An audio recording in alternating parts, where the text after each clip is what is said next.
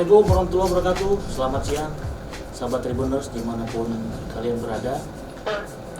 Kita kembali dalam program digital Tribun Medan, yaitu perihal cakap-cakap tentang bisnis. Ya, saat ini kita berada di Pejuang Batik, di mana ini merupakan salah satu bisnis yang mungkin sudah lama, tapi mungkin mempunyai cara yang baru dalam segi marketing dan pemasarannya. Nah, saat ini saya berada di Jalan Bekantan nomor 6 di daerah Medan Kota ya. Ya, benar. Jalan Palangkaraya. Dan saat ini sudah berhadir bersama kita yaitu salah satu owner daripada Pejuang Batik ini, yaitu Bang Heri Chandra. Apa kabar Bang Heri? Baik. Jadi sahabat Tribuners, berhubung kita sudah melakukan swab antigen dan juga kita sudah melakukan protokoler kesehatan yang cukup ketat dan sudah vaksin nih, Bang Heri? Sudah ya? Berarti ini boleh nih saya. Kita boleh izin ya sama sahabat Tribuners untuk menjaga jarak juga ya. Dan sudah menjaga jarak. Nah, sahabat Tribuners, saat ini memang kita dalam situasi pandemik, namun kita juga jangan sampai terpaku dan hanya berdiam diri, tapi kita tetap semangat dan selalu membuat gebrakan-gebrakan. Iya. Nah, mungkin dalam kesempatan ini Bang Heri bisa menyapa sahabat Tribuners. Silakan Bang. Halo sahabat Tribuners ya dari panggilannya ya. Iya. Perkenalkan, nama saya Heri Chandra. Kalau di sosial media biasa dikenalnya Heri Chen. Atau juga ada dipanggil sebagai Pejuang Batik. Pejuang Batik. Iya, benar. Tapi Pejuang Batik itu nggak ada embel-embel merdeka gitu. Merdeka juga, Merdeka juga ya. berjuang juga. Berjuang juga ya. Karena yang namanya seni ini kan juga kemerdekaan beraktivitas. Iya, benar. Nah, jadi sahabat Tribuners, kita mungkin bisa langsung bertanya-tanya ya terkait dengan Pejuang Batik. Mungkin sahabat Tribuners di rumah juga penasaran apa sih Pejuang Batik itu? Begitu ya, Bang Henry ya. Iya. Bang Henry, sorry. Jadi pertanyaannya Bang, sedikit Bang sejarah singkat tentang Pejuang Batik itu. Mungkin bisa Bang jelaskan ke sahabat Tribuners. Kalau sejarah sebenarnya memang kami berawal dari hobi ya, hobi memakai batik tulis. Oke. Jadi berawal dari hobi, mulailah kami mengenalkan, mengedukasi tentang batik tulis karena kami lihat mungkin khususnya apalagi warga kita Kota Medan masih kurang tahu tentang batik tulis ini. Jadi memang diawalin kami di sosial media dengan akun Instagram Kereta Kencana Batik sampai hari ini ya di 2021 ini kita sudah bermarkas lah Pejuang Batik. Memang kita diawali dengan Kereta Kencana Batik dan Pejuang Batik itu sebenarnya panggilan pecinta batik lah terhadap kami. Mungkin karena moto kami itu sudah saatnya kita ikut berjuang melestarikan warisan budaya Indonesia. Mungkin dari sanalah kami mulai dipanggil Pejuang Batik ya, kami seluruh tim ya. Dan salah satunya juga lokasinya ada di Medan. Iya, benar. Nah, kalau untuk sejarah mulanya di ini boleh dibilang bisnis apa ya, Bang Henry? Kalau kami arahnya sebenarnya lebih nggak ke bisnis sih. Kami kalau visi dan tujuan kami dari awal itu ya seperti yang kita bilang melestarikan warisan budaya Indonesia, yaitu batik tulis ya. Jadi berangkat dari situlah kita Ya. bagaimana bisa melestarikan itu ya dengan cara mungkin itu tadi. Ya kalau bisnis itu menurut kami sih prosesnya lah ya. Adanya jual beli, ada yang memesan batik tulis. Cuma kalau bahas mengenai sedikit cerita, saya ada juga sedikit cerita bagaimana kami bisa memutuskan untuk melestarikan warisan budaya Indonesia ini. Sebenarnya udah pernah juga kami ceritakan di podcast salah satu radio lah di Kota Medan. Ya, hari ini saya cerita juga di sini ya, biar bagi-bagi. Khusus Ya, jadi dulu kami pernah lah holiday ke negara tetangga. Namanya holiday itu kan kita pasti ada shopping time-nya nih. Oke. Jadi pada saat shopping time itu kita pernah mengunjungi sebuah store branded. Di dalam store branded itu kita melihat sebuah jaket bomber yang motifnya itu motif bunga-bunga, mirip lah dengan motif batik tulis kita Indonesia. Cuma jaket bomber itu di print dengan motif tersebut. Cukup tertarik, kami coba lihat harganya, ya mungkin sedikit terkejut ya. Sebuah jaket bomber yang hanya di print motif bunga-bunga mirip batik tulis kita bisa dibanderol dengan harga puluhan juta. Tapi yang lebih terkejut lagi, ada salah satu teman kami yang membeli jaket bomber tersebut dengan gampangnya. Sempat juga saya bertanya, bro, nggak salah nih bro harganya. Dia jawabnya santai aja, bang. Ya memang kalau brand ini jaketnya segini harganya katanya. Jadi kami pikir ya cukup luar biasa ya. Bagaimana supaya ya teman kita juga bisa bangga pakai batik tulis Indonesia yang merupakan warisan budaya Indonesia, kerajinan tangan. Itu cuma karena brandnya itu mereka sangat menghargai nilai brand tersebut. Jadi yang dinilai sama customer pada waktu itu ataupun sahabat abang itu lebih kepada brandnya ya, iya, bukan dari karya seninya itu ya. Kita bayangkan bagaimana caranya supaya teman kita ini bisa juga bangga pakai batik tulis kita ini Indonesia. Tadi Bang Heri singgung kan ada terkait tentang print dan tulis ya. Iya benar. Batik tulis. Iya benar. Mungkin Bang Heri bisa menjelaskan ke sahabat Tribuners, emang motif daripada batik ini seperti apa sih pembagiannya? Sebenarnya kalau yang dinamakan warisan budaya Indonesia itu ya batik tulis. Batik tulis atau ya. Bisa dibilang full kerajinan tangan. Kerajinan tangan. Jadi dari awal pembuatan sebuah batik itu semua menggunakan tangan. Dari awal sketsa, itu disketsa di sebuah kertas, lalu diceplak ke kain, dibatik, diwarnain. Terus prosesnya panjang. Semua proses dengan tangan oleh seniman kita Indonesia. Untuk sebuah kain batik itu paling cepat membutuhkan waktu 1 bulan untuk menyelesaikan satu buah lembar, kain. satu lembar bahan gitu. Iya, benar sekali. Jadi prosesnya, nilai seninya, usaha seniman kita batik tulis, itulah yang mungkin perlu kita hargai ya, nilainya itu. Jadi sahabat Tribuners, berawal dari kunjungan ke negara tetangga dan ternyata memang nilai yang mereka berikan ke customer itu lebih besar dibanding kita sendiri yang memang berasal dari sini. Benar. Nah, Bang Heri awalnya mulai terpanggil lah untuk inilah oke nih, boleh nih kita harus melestarikan budaya kita sendiri. Itu di tahun berapa tuh? Kita memang memulainya di 2019. Seperti yang saya bilang, dimulai dengan akun sosial media kita, Instagram Kereta Kencana Batik.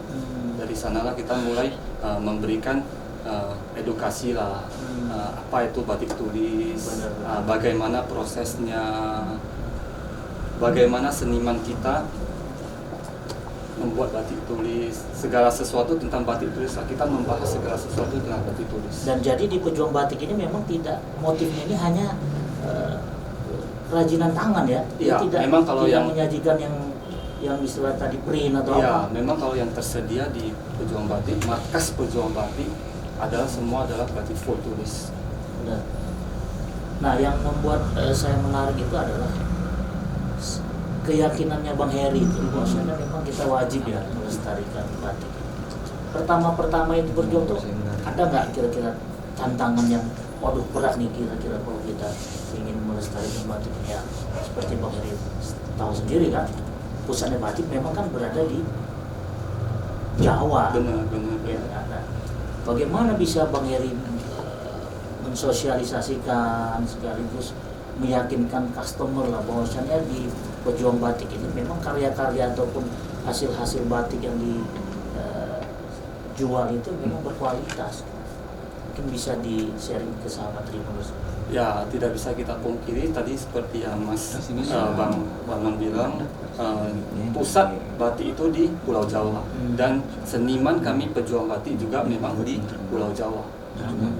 Memang semua hasil karya seni di batik tulis di Pejuang Batik itu adalah hasil seniman di Pulau Jawa. Pulau Jawa ya. Ya, cuman ya kami Pejuang Batik selalu mendesain motif batik tulis kami itu sendiri. Jadi desain dari kami akan disajikan di kertas dulu. Iya. Dalam bentuk apa ya istilahnya? Sketsa dulu ya. Sketsa awal itu semua dari kami tim pejuang batik. Itulah yang membuat motif-motif yang ada di pejuang batik itu berbeda dari ya. yang lain. Dan yang membuat dia lebih elegan lagi adalah karya sendiri ya. Iya. Nah, contoh kalau misalnya ini, kalau ini bisa dikategorikan karya batik tulis karya kerajinan tangan. Semua full kerajinan tangan. Bayangkan karya seperti ini, warna seperti ini, semua manual dilakukan oleh tangan. Ya kalau menggunakan mesin di print ya gampang ya. Sepersekian detik bisa di print.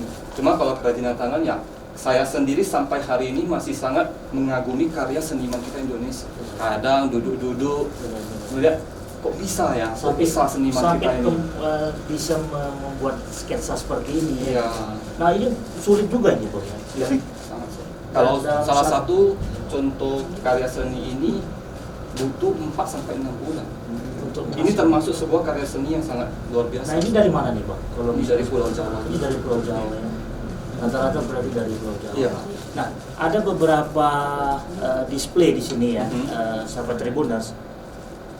Ada juga bisa disketsakan kayak motif wajah kita juga ya Pak? Oh bisa seperti itu ya. Ya kebetulan karena saya dengar ada juga customer yang memang by request ya, seperti itu Pak. Ya. Mungkin sahabat Tribuners ingin lebih tahu Bang gimana? Kebetulan memang kami pejuang batik dikenal karena pelanggan kami atau pecinta batik tulis bisa merequest motif batik yang mau dipakai. Nah, jadi kebetulan memang tadi Bang ada ada singgung sedikit ya. Memang ada salah satu orang yang lumayan istimewa lah boleh bilang ya, benar-benar. Meminta kita mensketsa wajah orang tuanya, anaknya. Ada juga. Atau ada dari partai-partai yang meminta kita mensketsa ada logo partainya. Dan itu dibuat pakai tangan ya? Ya, jadi kami buatkan sketsanya, desainnya. Oh, mau logonya kita sketsa lagi dengan motif batiknya kita kombinasikan supaya tetap ada kesan batik tulis kita Indonesia. Itulah yang membuatnya istimewa lah. Istimewa ya. Dan itu udah pasti satu-satunya. Nggak mungkin ada orang lain yang memiliki motif batik tersebut. Nah selama 2 tahun ini Bang, mungkin 2019 ya, Iya. 2019 menuju 2020 itu kan memang hantamannya di tahun 2020 ya. Ya mungkin di 2019 itu kan mungkin banyak respon juga ya dari customer. Kalau boleh tahu Bang, dari mana aja sih customernya pejuang batik ini Bang? Ya kalau customer itu memang kita untuk di zaman sekarang ini sangat berterima kasih kepada sosial media. Sosial media ya, lebih ke online. Iya, benar. Iya. Sosial media. Terima kasih gimana tuh? Karena sosial media itu sangat membantu kita sebenarnya. Dengan situasi saat ini ya. Iya, benar sekali. Bukan hanya kita Kota Medan atau Indonesia, bahkan di mancanegara bisa mengenal kita. Bisa ya, melalui jejaring sosial tadi ya. Sangat-sangat membantu sih sebenarnya. Jadi pecinta batik tulis bukan hanya yang di Kota Medan, sampai ke Pulau Sulawesi, Kalimantan, bahkan negara tetangga pun bisa Malah tahu sampai tentang kita. Dari luar negeri Amerika pun ada ya. Mereka adalah warga negara Indonesia Iya, yang tinggal di luar negeri. Jadi mereka pun ya mengenal akun sosial media kita. Mungkin tersentuh juga dengan filosofinya pejuang batik. Ya. Kenapa bukan kita yang Bukan melestarikan budaya kita semua punya KTP, kartu tanda penduduk Iya. Indonesia. Kenapa bukan kita yang bangga?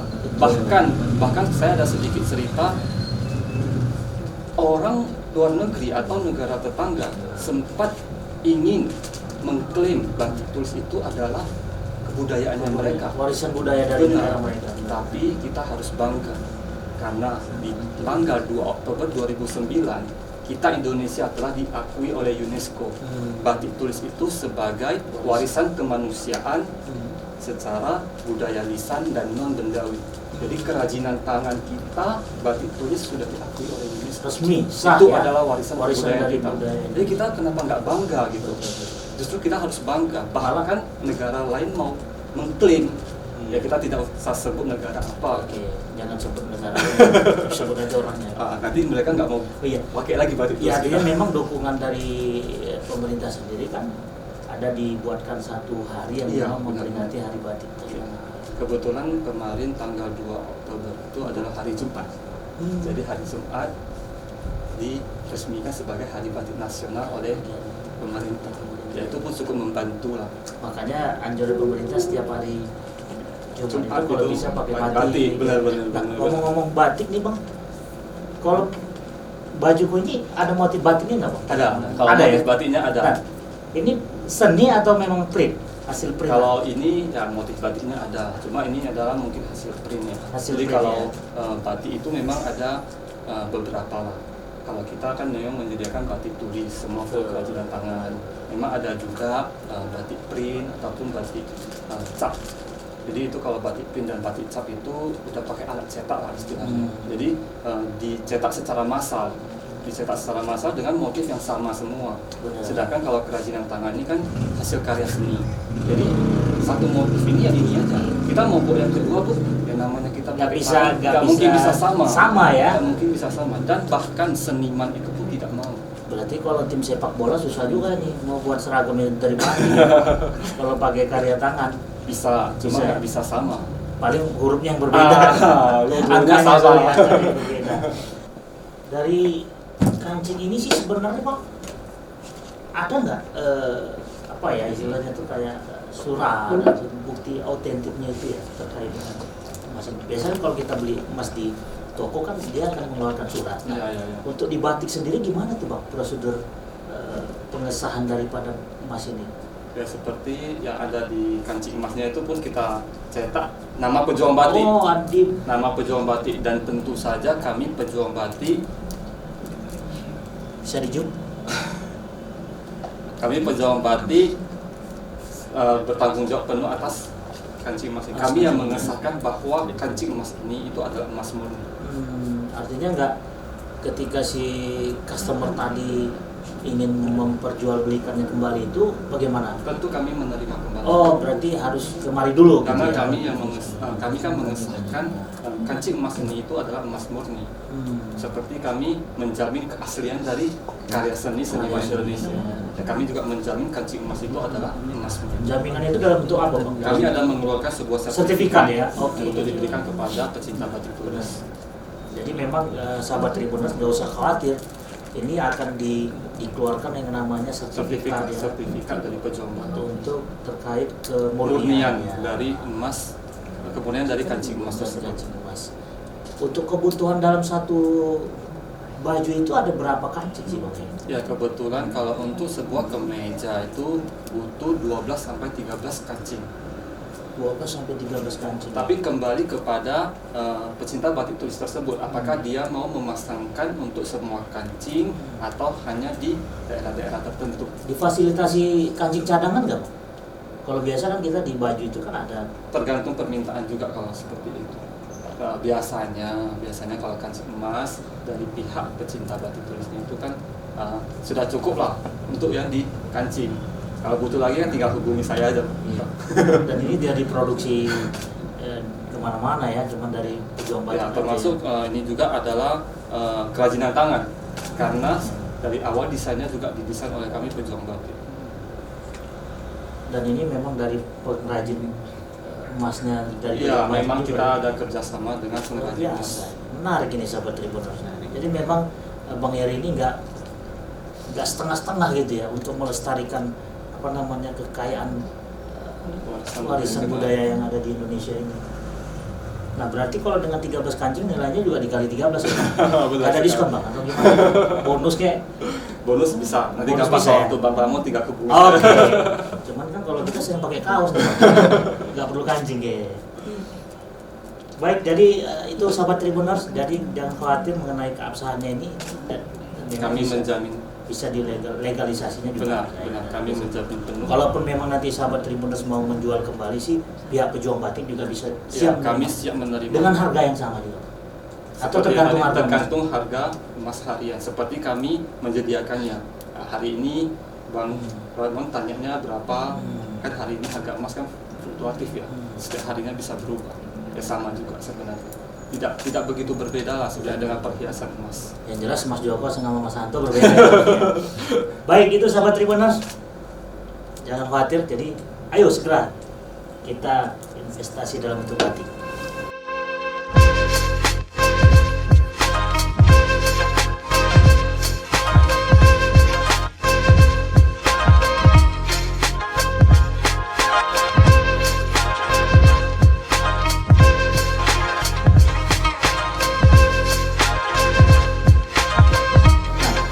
Jadi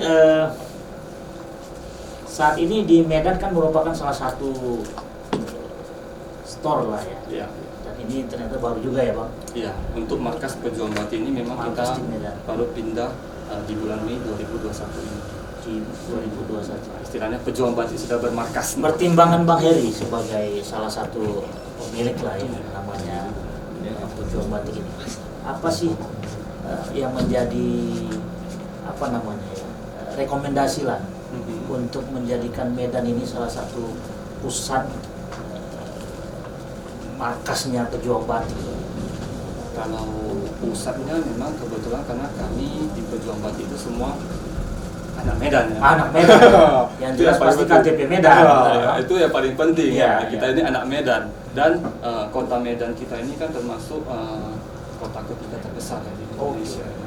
Dan biasanya sepengetahuan saya Medan itu selalu berada 10 tahun di belakang ibu kota kita Jakarta. Mungkin sekarang di ibu kota kita Jakarta sudah sangat mengenal dengan yang namanya batik tulis. Ya, di kota Medan masih sedikit lah, masih kurang tahu, kurang ada edukasi tentang batik tulis. Kalau bahasa saya sih masih kurang bangga pakai batik tulis, ya kan? Menurut kami justru itu adalah kesempatan kami Pejuang Batik mengedukasi, Sosialisasikan juga. sosialisasinya. Termasuk dengan acara ini ya kan. Iya. Jadi mungkin sahabat Tribuners di rumah, wah ternyata memang kita berbatik itu keren juga ya. Iya, benar sekali. Malah sekarang yang muda-muda udah mulai berbatik. Iya. Benar Justru kami lebih arahnya ke anak milenials. Memang karena kita harus akui anak muda, anak milenials yang masa depannya kita Indonesia. Benar. Kalau hanya orang yang lebih berumur yang memakainya, nanti yang muda-muda ini tadi saya bilang lebih bangga pakai baju branded. Padahal belum tentu nilainya sampai seperti itu. Bagaimana supaya mereka juga merasa ya batik tulis ini bernilai, bangga pakainya. Saya pakai batik tulis, jangan cuma gue pakai brand ini begitu istilahnya. Bukan brandnya malah, tapi batiknya itu yang harus kita sosialisasikan. Benar. Jadi kalau misalnya strategi daripada Pejuang Batik itu kan menggunakan sosial media. Ini mungkin sahabat Tribuners di rumah kan ingin tahu nih trik and strateginya Bang Heri nih hingga menjadi viral terkait untuk memperjuangkan yang namanya kelestarian batik ini ya. Ya memang sih pada orientasinya kan bagaimana sambil melestarikan, sambil orang juga bisa memesan Kenal dan mengenal juga. Ya, benar, Mungkin benar. Bang Heri bisa sambil juga kita Kopi. santai Bang ya. Mungkin kalau strategi ya seperti yang tadi saya bilang, di sosial media itu kita lebih ke arah membahas segala sesuatu tentang batik tulis.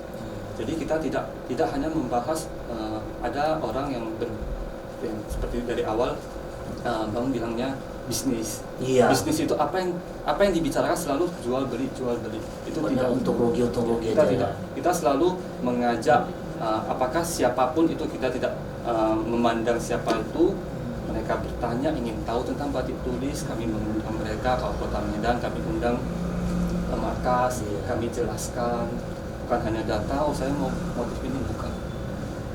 Udah tahu belum kita batik tulis kita itu seperti apa prosesnya? Jadi yang pertama itu adalah bagaimana bisa Iya. memperkenalkan batik. Benar, dulu jangan ya. cuma sekedar saya pakai batik, orang lain pakai batik, gua pakai batik, jangan. Tapi kita tahu dulu ini batik tulis kita ini sejarahnya seperti apa ya. Oh, bagusnya di mana ya, bernilainya di mana. Nah, sebagai pelaku usaha juga ini ya, Iya. Bang Heri ya. Apa sih harapan Bang Heri juga terhadap pemerintah dalam hal ini ya? dukungan mungkin kan ataupun juga kebijakan. Seperti apa sih yang ingin Abang harapkan terkait batik ini? Sebenarnya dengan adanya Hari Jumat sebagai Hari Batik Nasional sudah sangat membantu juga sih. Itu juga salah satu dukungan pemerintah terhadap budaya batik tulis ini. Ya kita sebagai warga negara Indonesia yang harus mengenalkan lagi. Ya seperti tadi Abang bilang, ya hari Jumat orang pakai batik, tapi kan nggak tahu batiknya batik apa. Betul. Ya itu tugas kita. Tugas kita Kampanyekan itu ya. anak muda, warga negara Indonesia, apa sih bedanya? Sebenarnya batik tulis itu yang gimana? Itulah yang kita edukasi. Nah, kalau berbicara batik tulis itu kan Bang Heri kan berbicara apa namanya ya, kerajinan ya, Iya. art seni. Iya, benar. Dan seperti kita ketahui seni itu kan nggak ada value-nya. Benar. Ada nggak kesulitan Bang Heri untuk apa namanya itu ya, berdiskusi ataupun menyepakati dengan customer terkait dalam satu karya batik itu Bang? Gimana? Ya makanya yang seperti tadi saya bilang, kita tidak boleh semata-mata membahas tentang harga. Kalau seorang pecinta batik tulis tahu nilai seninya, usaha senimannya, waktu yang dibutuhkan untuk membuat sebuah batiknya, mungkin dia akan lebih menghargai. Iya. Dan tidak harga lagi yang kita bicarakan. Tapi kepuasan tadi ya. Kepuasan. Dan dengan kita memakai batik tulis, kita telah membantu UMKM itu seniman-seniman kita. Iya, pengrajin-pengrajin Itulah yang paling penting. Daerah ya kan Bang. Sebenarnya pun mereka mungkin bingung juga ya kan Bang. Iya. Ketika mereka mempunyai suatu hasil karya seni, tapi mereka juga nggak bisa bagaimana menyalurkan. Iya. Kebetulan memang seniman-seniman kita Indonesia itu udah lansia. Apalagi di zaman sekarang sosial media, mungkin mereka sudah tidak bisa mengikuti itu. Betul. Ya kita jadilah perantara itu. Nah, kalau untuk proses regenerasi mereka itu pengrajin itu kan gimana ya Bang? Apa memang mereka otodidak atau memang ada sekolah khusus untuk Ya itu memang seniman-seniman kalau tidak ada yang meneruskan memakai batiknya, mungkin nanti yang muda-muda ini pun nggak mau jadi pengrajin selanjutnya. Oke, Ya kan? Tapi dengan adanya sekarang seniman yang lansia, mungkin mereka masih bisa menurunkan nih ilmunya untuk anak muda. Betul. Tapi dibarengi dengan apa? Dibarengi dengan adanya permintaan terhadap karya seni ini. Itu yang paling penting sebenarnya. Ini memang tergantung si seni tadi ya, bagaimana si seniman tadi bagaimana dia bisa mewariskan, karena bisa batik tulis ini bukan baru-baru saja. Sudah lama dan sekali. turun temurun Iya, ya. kalau ditanyain ini ada pembelajarannya, mungkin udah memang otodidaknya, warisan-warisan dahulu gitu. Tapi itu ada kaitannya dengan ini nggak Bang? Ibaratnya dengan kalau dibilang kan turun temurun gitu. Jadi keahlian yang turun temurun nggak kalau misalnya pengrajin batik ya? Mungkin Bisa juga ya? Bisa juga sih sebenarnya, karena kan kalau historinya itu udah lama banget. Batik tulis itu kan bukan baru-baru, cuman ngetrennya baru-baru, dimodernisasi. Benar. Dulu kalau batik itu kan motifnya lebih simpel Standar ya. Iya. Nah, jadi sahabat Tribuners ini ada yang lebih menarik ini. Mungkin nanti Bang Heri bisa menjelaskan ke sahabat Tribuners terkait yang namanya kancing emas tadi ya. Oh, iya. Nah, ini merupakan hal yang baru ya. Kalau bagi saya ini yang baru nih, Ya, Bang Heri ya. Mungkin baru kami aja ya. Iya. Jadi sahabat Tribuners bisa ngebayangin dalam ornamen yang ada di baju itu ada investasi yang kita bawa kemana-mana ya dalam bentuk emas. Mungkin bisa ditunjukin ke sahabat Ini Tribuners. kebetulan memang kita ada sediakan untuk Apa ini istilahnya nih Bang? Kancing emas atau kancing emas. Kancing Kami emas. sebutnya kancing emas Kancing Pojok emas Batik. ya. Dan Ya. fungsi dan kegunaannya apa sih Bang? Sebenarnya ya itu kancing yang kami sematkan di kemeja batik tulis. Jadi ini lebih memberikan apa? Nilai Mengangkat Mengangkat sebuah nilai dari batik tulis. Batik tulis tadi. Selain seninya yang bernilai, kita angkat lagi dengan yang seperti tadi Abang bilang, investasi yang menjanjikan. Cuman ya nggak ngebayangin juga ya sahabat Tribuners kalau ada yang tahu ada kancing emas itu mungkin yang di better bukan lagi cincin atau rantai ya kan, tapi kancing itu bajunya yang nah kalau ini ukurannya berapa ini? Kalau ukuran sebuah kancing emas itu standar ya, standar kancingnya kemeja. Tapi kalau untuk beratnya itu kurang lebih 3 gram. 3 gram. Iya benar. Bisa menimbulkan ide seperti ini tuh gimana sih, ada yang membisikkan atau apa gitu? Ini kayaknya hal yang baru juga nih sahabat Tribuners. Bahwasannya di dalam batik itu ada kancing emas. Ini kebetulan saya pakai ini. Nah, untuk menyambut abang saya pakai juga. Bang Heri lewat mana nih Bang?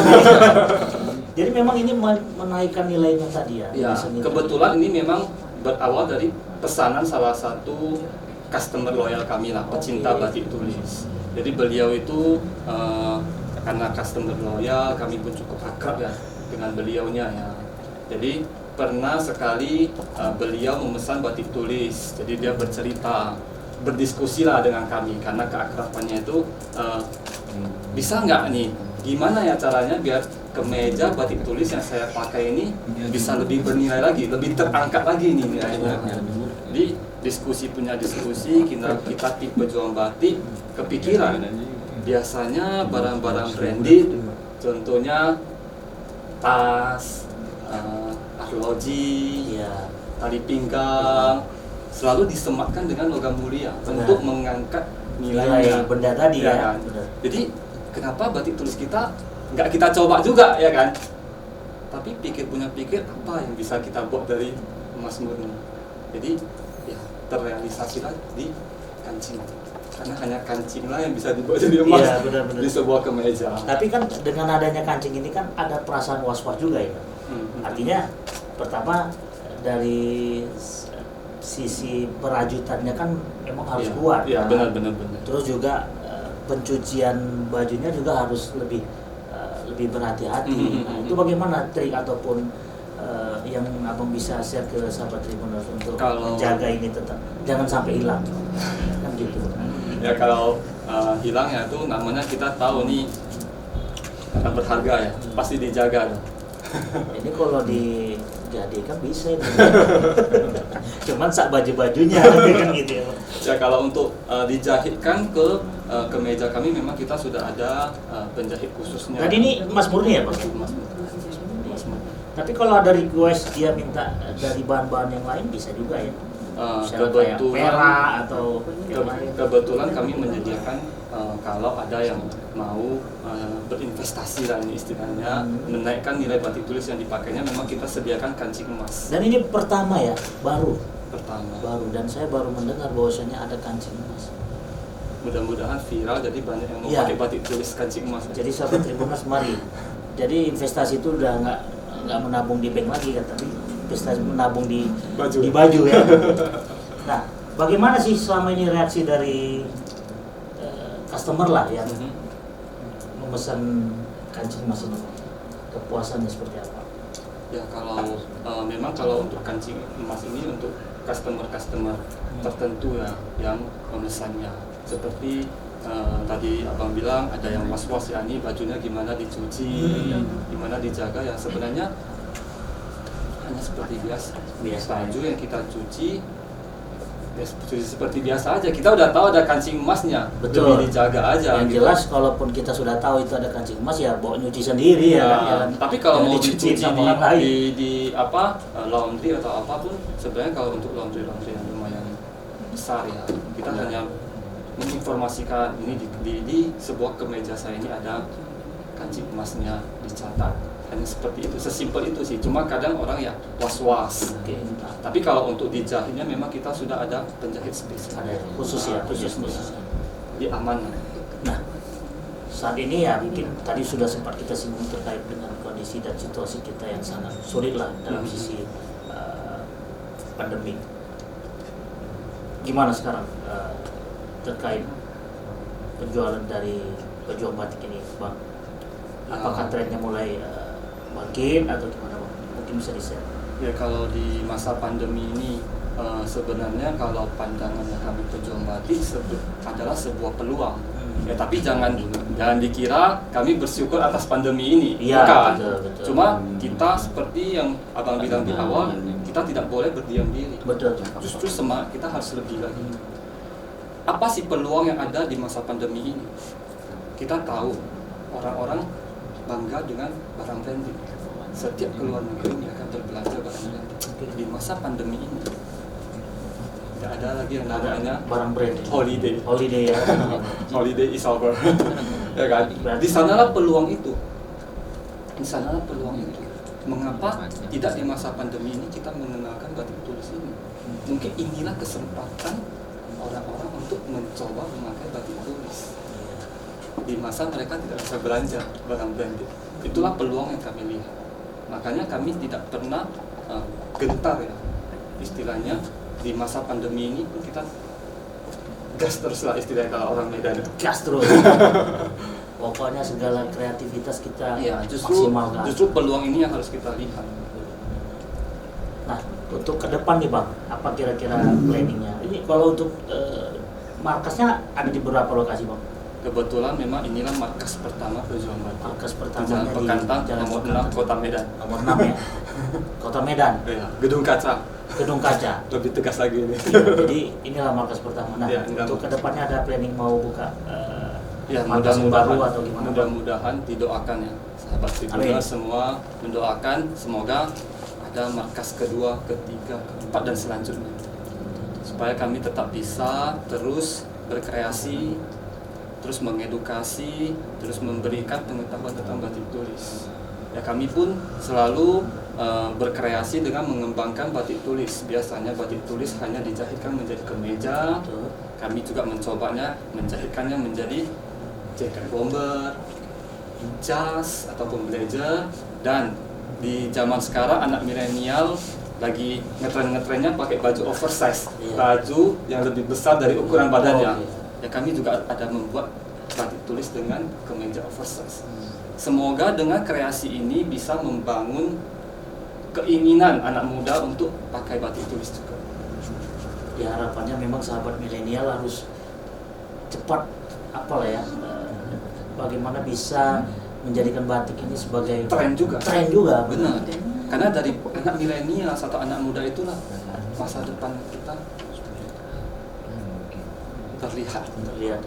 Nah, untuk pemerintah dalam hal ini apa kira-kira yang bisa Bang dari pesan lah untuk saya mungkin sebagai pelaku usaha juga dan mungkin sebagai pemerhati batik, apa kira-kira selain dukungan mungkin hal-hal apa yang bisa Bang Heri harapkan? Mana tahu bisa Hari Batik Nasional jangan cuma Jumat ya. Kalau bisa everyday. Mana tahu. Cuma ya kalau sekarang saya lihat di pemerintahannya untuk pejabat-pejabat pemerintahannya hampir setiap hari sudah memakai batik. Mungkin itu juga contoh yang baik ya untuk kita masyarakat. Dan mungkin harapan juga ke pemerintah lokal lah ya, terutama pemerintah Kota Medan maupun provinsi ya. Kalau kesulitan untuk memesan batik nggak usah jauh-jauh kan. Betul. Di Medan juga ada ini. Mana tahu pejabat-pejabat lokal Kota Medannya mau berkunjung. Iya. Dan kami jangan selalu lupa terbuka nih. Ada kancing emasnya juga ini. Jangan lupa juga. Nah, kira-kira bisa di-share nggak ke sahabat Tribuners untuk terkait sosial media dengan mungkin melalui Instagram atau Facebook? Silakan Bang Heri.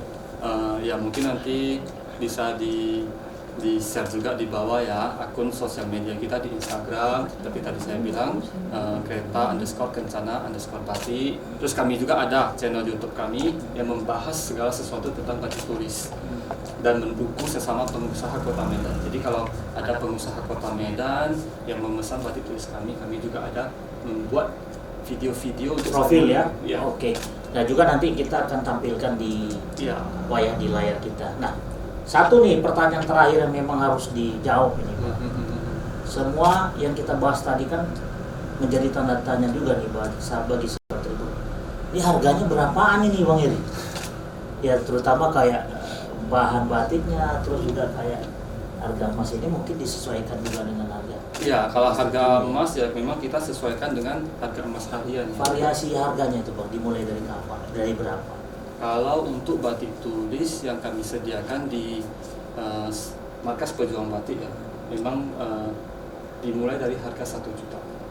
Dimulai dari harga 1 juta. Dan itu satu bahan ya Bang? Ya, satu bahan. Nah, memang nanti yang membedakan itu adalah bukan ukuran bahannya, tapi lebih kepada nilai artnya ya, tulisannya. Mungkin ada beberapa yang orang yang masih awam berpikir mungkin bahan kainnya yang berbeda. Ya. Sebenarnya ya bahan kain pun ada membedakan nilai dari batik tulis. Tapi yang lebih membedakannya itu seperti yang tadi Abang bilang, nilai dari seni batik tulisnya. Kesulitan membatiknya, kepadatan motifnya, itulah yang membedakan nilai dari batik tulis. Benar. Jadi bagi sahabat Tribuners ya, ada rupa memang ada harga gitu ya. Ya artinya ketika memang harganya juga Usaha yang dinilai, kalau Lebih ke ke usaha usaha. yang dinilai. dan juga nilai seninya juga Iya, ya. semakin rapat, semakin sulit motif batik tersebut, membutuhkan waktu yang semakin lama. Bahkan ada sebuah kain batik yang membutuhkan waktu 6 bulan untuk menyelesaikan sebuah batik.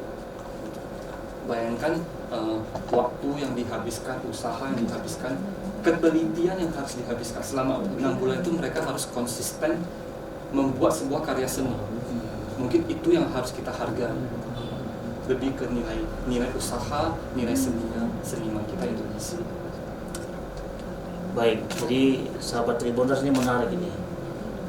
Sebagai seorang pengusaha muda, kan boleh dibilang juga dengan ya anak-anak milenial juga lah ya Bang Heri ini ya, mempunyai apa namanya itu sesuai dengan tagline pejuang batik itu kan, dia berjuang. Dia yang masih muda aja masih berjuang, apalagi kayak kita yang masih muda juga gitu. Jadi seperti yang saya kutip dari Jack Ma itu, bahwasannya kita akan berhasil bukan karena kita masih muda aja, tapi bagaimana kita tidak menyerah untuk berjuang terhadap cita-cita dan keinginan kita. Nah, sebagai penutup mungkin apa yang ingin Bang Heri pesankan kepada sahabat Tribuners di rumah terkait dengan pejuang batik ini, Bang? Silakan, Bang. Ya, mungkin untuk melanjutkan tagline-nya Abang Ramoni, ya kita sudah saatnya kita ikut berjuang melestarikan warisan budaya Indonesia, yaitu batik tulis. Dan kalau bukan kita siapa lagi? Kalau bukan kita siapa lagi? Dan kalau bukan sekarang kapan lagi? Jadi sahabat Tribuners, demikian bincang-bincang kita, profil mengenai pejuang batik bersama salah satu pemiliknya, yaitu Bang Heri Chandra. Dengan harapan dengan apapun yang kita perbincangkan tadi, semoga menjadi manfaat, ada manfaat ataupun ada pesan yang tersirat dari diskusi kita tadi, dan menambah ketertarikan dan masyarakat menambah terhadap batik tulis ya. Yang jelas juga pastinya. Bagaimana melestarikan budaya kita Indonesia ini. Baik sahabat Tribuners, demikian bincang-bincang kita kali ini. Kita akan kembali bertemu pada episode dan tempat yang lainnya dari Jalan Bekantan nomor 6. Saya Ramon dan saya Heri Chandra. Kami undur diri. Selamat siang dan sampai bertemu lagi. Terima kasih. Assalamualaikum warahmatullahi wabarakatuh.